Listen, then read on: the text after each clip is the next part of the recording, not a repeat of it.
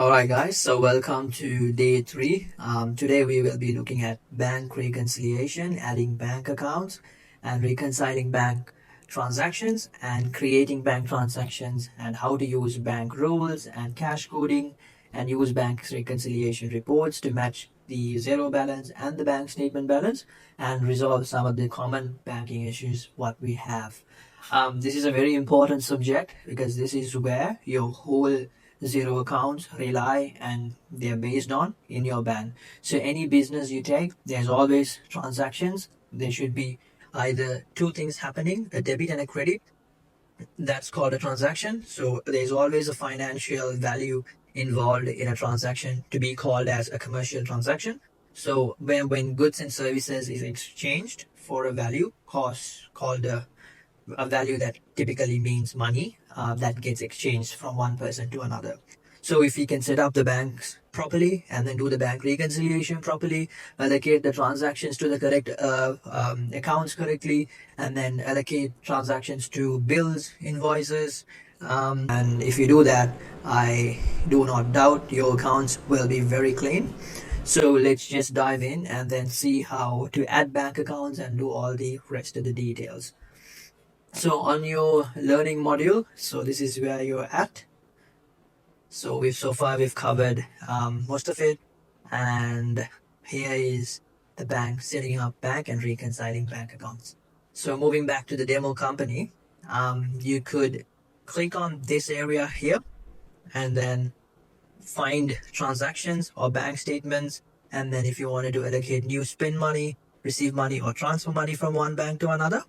And then we've got reconciliation. So reconcile accounts, banking rules, which we will talk about a bit later, and reconciliation reports. And these are immediate report access on our fingertips.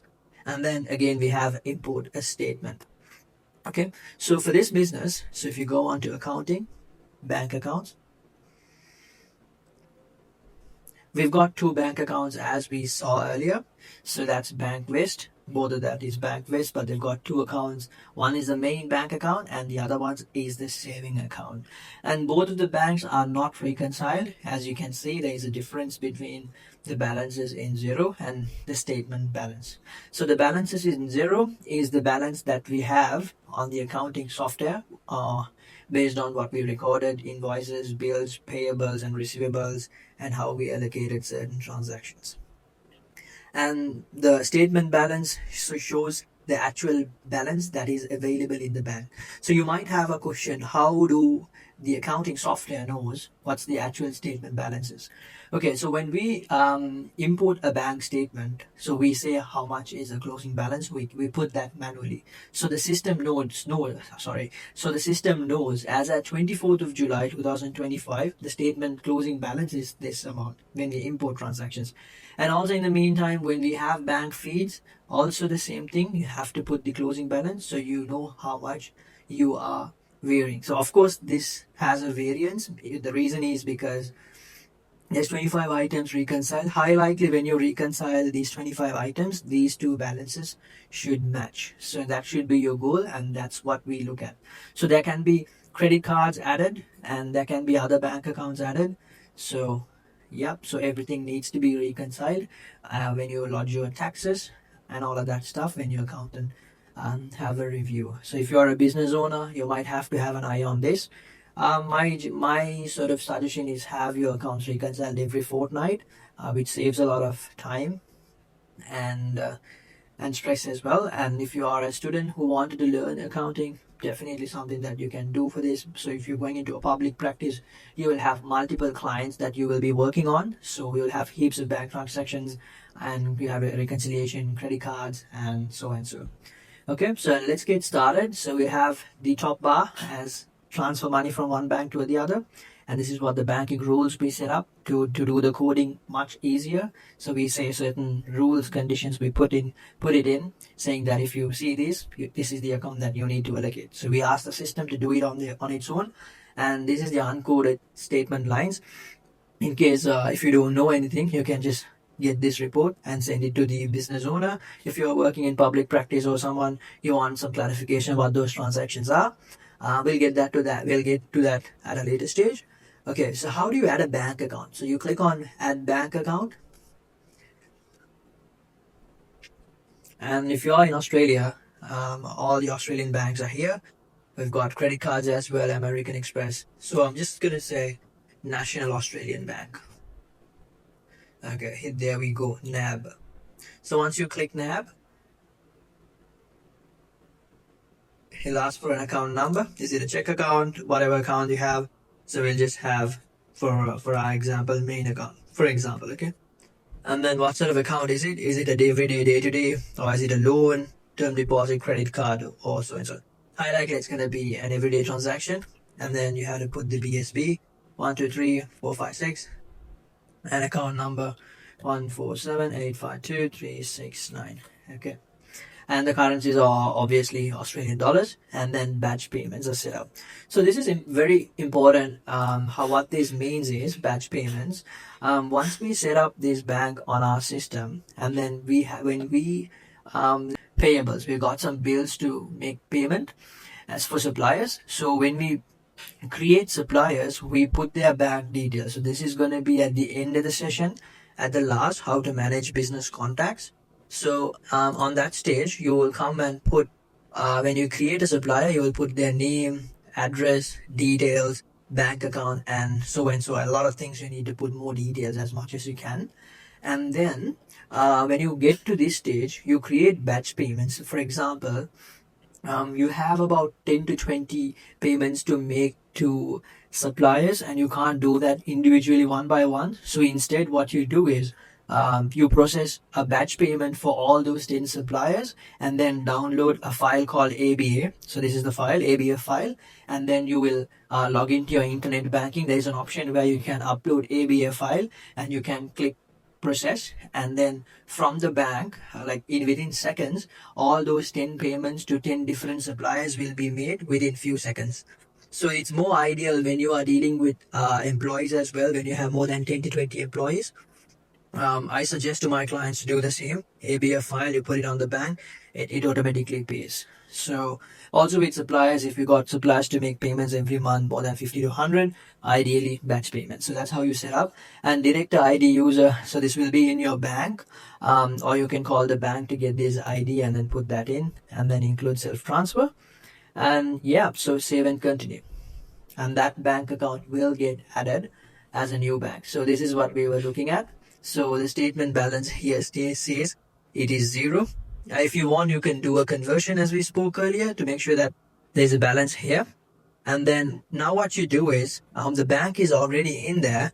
You need to make sure that the transaction comes to the software automatically. There's a feature called bank feed, or else there's another feature called import bank statement. So where you manually import the bank statement and do the allocation afterwards. If you do the bank feed, I think it's every week, all the bank transactions automatically feed it to the software. So for this one, no transactions imported. So you click on the bank statements to get started. So here is you need to download this template and go on to internet banking, get a copy of that, put it onto the template, and import all the transactions. So if you are doing so, I have a few clients who do this. He comes to me every 3 months, quarterly, and then I do this importation. If you are doing it every day, every week, or every month, there's no point having this. Instead, go for bank feed. It's also pretty easy to set up. So how you set up the bank feed is key. I think in this basic version, you can't see the bank feeds, how to set it up. I think the plan is not allowing me. If you want, I can just show you another sample. I've got a client sample. I will make sure that I will hide all the necessary information. So I'm just gonna go here, bank accounts, manage. So you could see in this section, direct connect activated. So transfer feeds. So always bank accounts will get automatically faded into this thing. So if you click on the bank, so you could see bank transaction source, from where those bank transactions are coming, and on this right hand side you have the status, if it's reconciled or not. So it all says bank feeds. You don't need to import manually. It comes through, and then all you need to do is from the dashboard, you would come here and click on reconcile and allocate all the transactions. Okay, going back to the demo company. So that's how you connect the bank feeds, and importing bank statements also pretty much the same. You get that CSV file and then start importing, and from there on you'll have something like this here. Hit that and then do the allocation. So that's pretty much it. And here I just wanted to show you how the reconciliation, the coding works. It's pretty simple. So you say, so these are all coming from your bank. The left hand side is your bank. So you've got money coming in and money being spent as well. So these are different ways that you can allocate and match. So there's one thing called here is match. So here you manually try to find the match, and then here you create a new one, and then this is the transfer feature if money is being transferred from one bank to the other, so that doesn't make duplicate transaction, it doesn't double up. So the best way, I've got so many clients make a mistake on this, always choose transfer when you want to transfer money from one bank to the other. And then if you are not sure and you wanted to ask the client what that transaction are, City Limousine, this is an old invoice, did not know how to code it. So you just have any suggestions here. And then later when you run an uncoded transaction report, you can ask the client what that is and you can get some clarification. And if it's a bank transfer, you would click on bank transfer and say which bank the transfer is from. So this is the new bank account that I created now. That's the main bank or this bank, and say yes. So I don't think the balance would match up because I have manually created so many transactions in between. So I'm just gonna say, I'm gonna create. So that's the two features and create. So as I said, you need to allocate who it is for, ABC Furniture, what it is and why. Also you can run an add details thing where you could actually split that amount of $100 and say, okay, this was for that and this was for this. You can do a split payment and then save that transaction. You can say this is 50 and then something else come up. This is for advertising and this is for cost of goods sold, another $50. I just gotta say one here, always quantity 50. And now that you have that, and then you can save it, and then this is coming towards ABC Furniture and it's asking if to match it to that particular transaction. So it says here you must match received $100. The totals are matching, and then do the reconciliation, and that's gone. And likewise, there are some predictions based on the previous years. Always bank fees are mostly it's $10 or $15 NAB bank fee. So the more you allocate to a particular transaction on a repetitive basis, the software predicts that this is for this, and it'll ask you if it's okay to put this through to bank feed.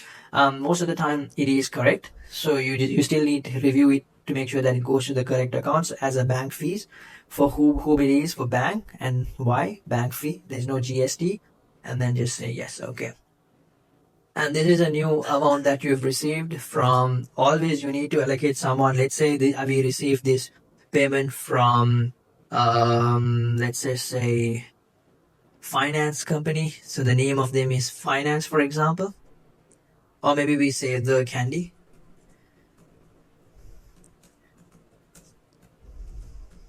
Okay, we create a new contact for them, and this is sales. We wanted to allocate that amount for sales. For marketing, for example, marketing services provided. This is just for our purposes, and there's GST on it. So this $2,000 automatically the system will allocate the rest of the journals, as you know, the rule 10%. Okay, and again, this is called the bank rules. I wanted to touch base on bank rules a little bit before I head to this. So I'll allocate these transactions to Cooper Bakery. So let's just say Cooper Bakery, for example, And meals. Is there an account for meals? No. So entertainment, from bakery you've bought some stuff. Staff meals. Okay, so entertainments, there's no GST in it. So you see, there's multiple transactions for Cooper Bakery now that the system predicted, okay, it is for Cooper Bakery, it is entertainment and staff meals. And then you still need to review and say, yes, you were right. GST free. Entertainment's always GST free. You can't claim GST on entertainment. So you say, and then plus you can't claim it as a tax deduction as well. If I wanted to talk about tax, I can keep on going. But for now, I'll just stick to keep the bookkeeping part. Okay, so that's that. And then this again, the system suggests it's for cleaning, MO cleaning. So yes, it is cleaning. And again, this is an amount of money spent for Gateway Motors. We have a bill for this, and the system is asking, should I allocate this payment for this bill? So if you do this, the payables will come down. So yes. And then we've got some money deposited. Okay, so I'll touch base a little bit on bank feeds before I get there. So you go to bank. So bank rules. I'll create a rule for you for the time being. So you go to bank accounts. I'll create a new one. So let's just see what are the transactions we have. Okay, we've got few city parking, so I just wanted to create a new rule for central city parking. Okay, so we've got one rule set up. So 7-Eleven, any payee contains 11, the system will allocate towards 7-Eleven, and you gotta say what that is. Okay, I'm happy to create a rule. So click on create rule. Apply bank rule, all conditions met. I basically go with any condition, so you can put multiple conditions in it. So any field text, payee description, or any such, any field text. This is a broad way of setting it up, so it includes everything. But if you want to be very specific for certain things, you can be specific about the amount, reference, description, and payee. And any text field contains central city parking. Or you could say central and then another one, and another one. Cannot be empty. So central city, or another one for parking. You could do that, or you can be you can put the whole thing in one. Central city parking it is. So it'll look for the exact same match on your bank statement. If it contains, it will allocate to the account that we're going to put here. So to an existing or new contact. So basically, I don't know if you have a contact for that. So let's just say council. So you create a new contact for council. So these are all going towards contacts. Make sure you put all the other information. Very important. And then allocate this item to. So you gotta say description, parking fee, and you wanted to allocate that to motor vehicles expense. And then GST on expense, let's just say there's GST on parking. I don't think there would be, because it's a government payment, so it's a GST free expense. If you want, you can allocate a region, and you don't need an amount on it. So yeah. So this is the fixed value. If there is any fixed value, you would allocate that. So you would need to put the same thing here as well. Parking 449. That's motor vehicles. Okay, 449. GST on expenses, it should be GST free, and 100% needs to be allocated for this. If you want, you can do a split. 50% and 50% for motor vehicle, 50% for parking, or things like that. If I wanted to be very specific, I can create a new account for parking and then allocate this expense to parking. That's also possible. So I'm going to delete that, not really necessary. And then set the reference from statement details. Reference is always fine. And then all banks. Name of the rule is council. Now let's just say parking fee. And then save it. And once that is saved, you can come back to that come back to this again and then try to refresh, and then you will have the rows populated. So this is the rule that I created. Parking fee contact name is for council, and then you can just hit OK. It'll just match to motor vehicles. If you just go to the detail, you can see where it's allocating. Motor vehicles 449, save transaction, and then that transaction is saved, so it's allocating to council, and then reconcile. Again, we've got another $12, so now you're saving time, 12, and again parking fee, and then bank fees. So this is coming from bank fee from predictions. There's no bank rule for this. And then we've got 1711, and then bank fee. So we've got these transactions that needs to be allocated. Okay, we've got another parking fee from bank rule, 711 again. Okay, so that's all we have for the time being. I need to allocate the rest of the transactions. I don't want to do it for now. So there's another option here, is to select match and ask which one to match these $1,000 of received payment. So you could assign these to the invoices that we've raised. So you could simply select any of this, and then from the total amount there is a massive difference here. So you can do adjustments here if you like. So that's a huge amount. So the best way to do it is by creating a match. If you have the exact match of the invoice, you can select and quickly match it. So I wanted to show you something. Parkside queue. So if you just click this and select this transaction, so let's just say this is a bank fee. It's about $15 or $14, and there is a tiny bit of adjustments. So when you click on a transaction on that page, for example, like the tiny bit I was trying to show you earlier, so if you click on that, there is total out by 39. If there is a bank transaction fee on top for 100, if you're, for example, if you're paying $100 to someone, there'll be a small banking fee, a few cents, like 50 cents. So you can just go on to adjustments and then put it through to bank fee, and that will allocate to bank fee. So in this section you can say bank fees amount 39.83. This is a huge amount, but actually it should be even lesser, because it's a negative. So you can reconcile a valid contact. Do we have, I think we had a bank, and then reconcile, and that transaction is also reconciled and matched. So likewise, that's how you do the match feature, right? So you can go on to bank accounts, and then this is what I was talking about earlier, uncoded bank statements. I covered bank rules and transfer money, so you can click on that and then select a specific duration and which bank account you want. These are the bank accounts we've got, and then we run the reports if we have any such. Ideally, I think all the transactions were there. So these are all the transactions you have. So here all your comments will be here, the tax yearly comments.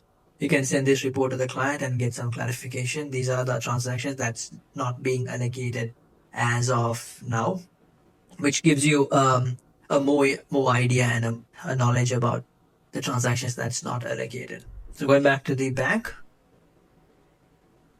and I wanted to show you the reconciliation report. So you can just bring the reconciliation report from here, reconciliation report.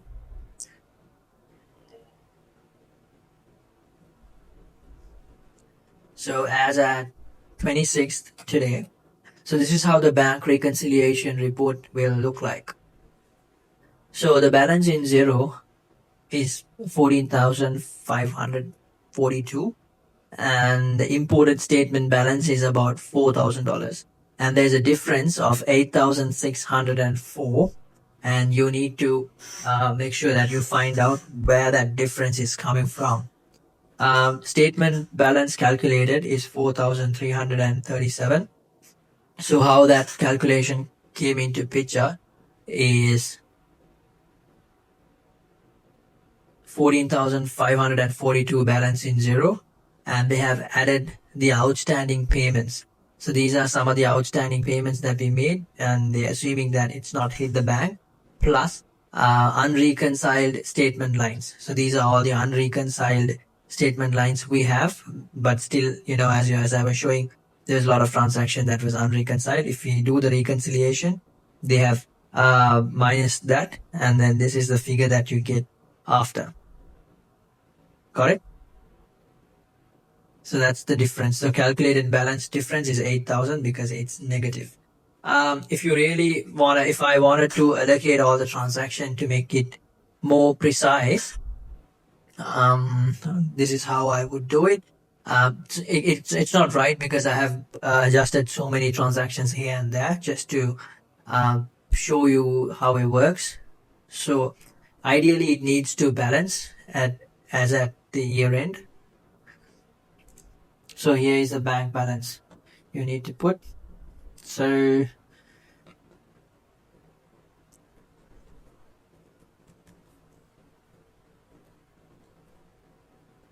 update.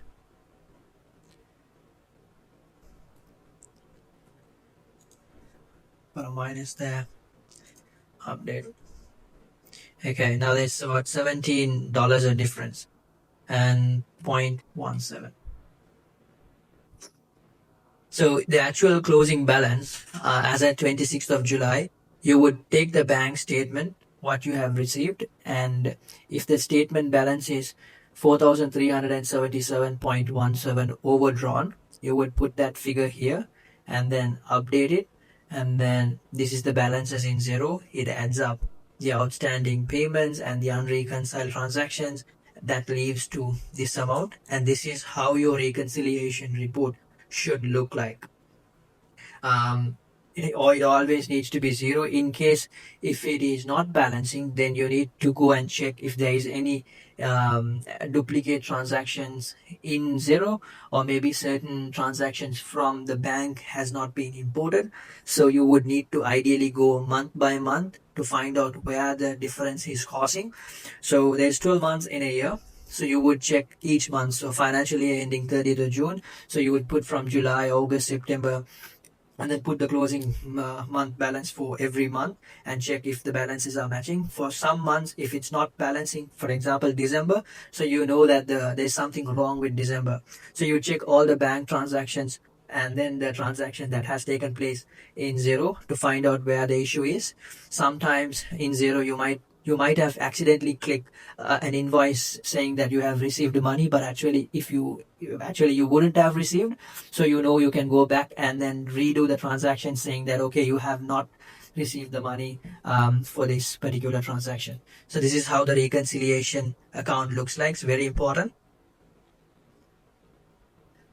And another thing I wanted to show you is you can come here, click on the bank account.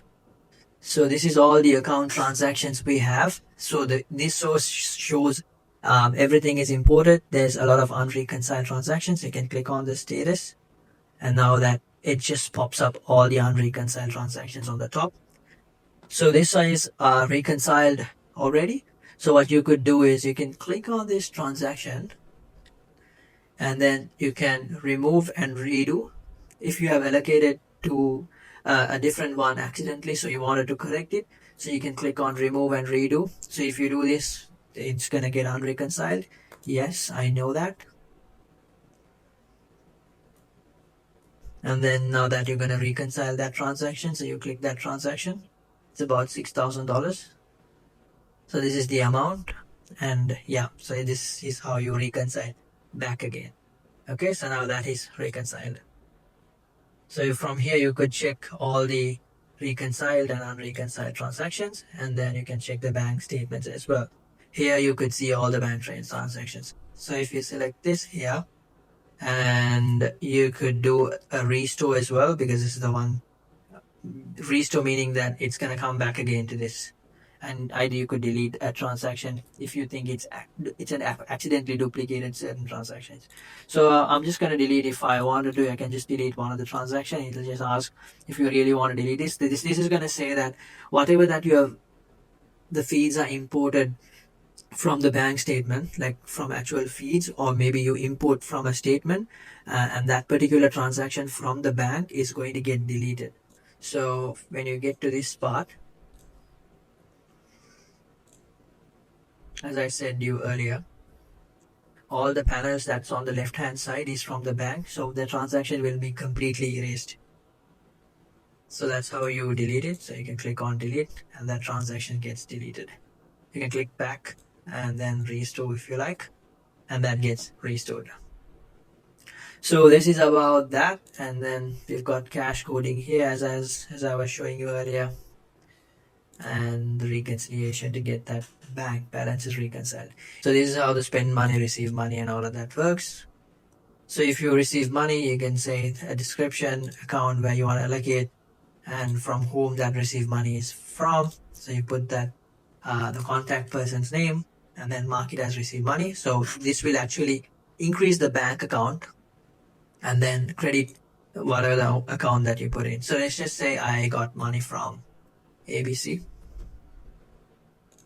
and I wanted to say that's for sales, and the amount is, quantity is 1, amount is 1,000. That's there. Just have a look at the balance sheet here. So it's gonna, our bank is going to increase. So we had our main business bank 14,000. So I'm going to increase that by adding another 10 here. So I'm going to add, yeah, maybe it's at 2,000 units. Yeah, so now it's going to give me a positive figure. Right, so this one. So there's only 2 transactions going to take place. It's going to increase the sales and then increase the bank account. Transaction saved for ABC. Click the bank transactions, hit update. Now that you can see there's a positive bank 5,000, and the sales also would have increased. So that's how the spend money transaction work. And also you can do, receive money transaction work, and also you can do spend money. And then this one you'd say who you are paying. Again, we can click a particular contact, and then quantity 10, amount is 1,000, and that's again 10,000. Save and continue. Okay, so I'm sorry. So this is purchases, GST on expenses, and save. That's gonna bring down, and that's gonna go back to negative. So there's no bank account, it's gone back to 4,000 again. And now let's say that we are transferring some money from this bank to the other. So we could click on that, transfer money from the main business bank. We'll just say from the savings to the main business bank. Let's just say 5,000 bucks transfer. And now that this is also going to get overdrawn, so we don't, yeah, so that saving account got overdrawn. It's gone down here, but at the same time the other bank has become positive because there's about a small amount in negative, so that's gone positive now. All right, so that's how you do the bank reconciliation. And I would recommend you come here, click on the setup and reconcile banks, and go on 8 steps and get all the questions answered. So whatever I have shown you today is what you will be doing in a daily basis. And there's nothing outside. Some of the stuff that you learn here, you don't apply, so I don't want to touch base on that. That's all you need to know in terms of banking, so that now you know how to add a bank account, how to set up the bank feeds. I showed you from a previous clients how it will look like, and then how to allocate transactions, create, spend money, receive money, transfer money, and how to redo the bank reconciliation. So bank reconciliation is pretty much easy. So I showed you the reconciliation report earlier. So so that's gonna be, sorry, so it should be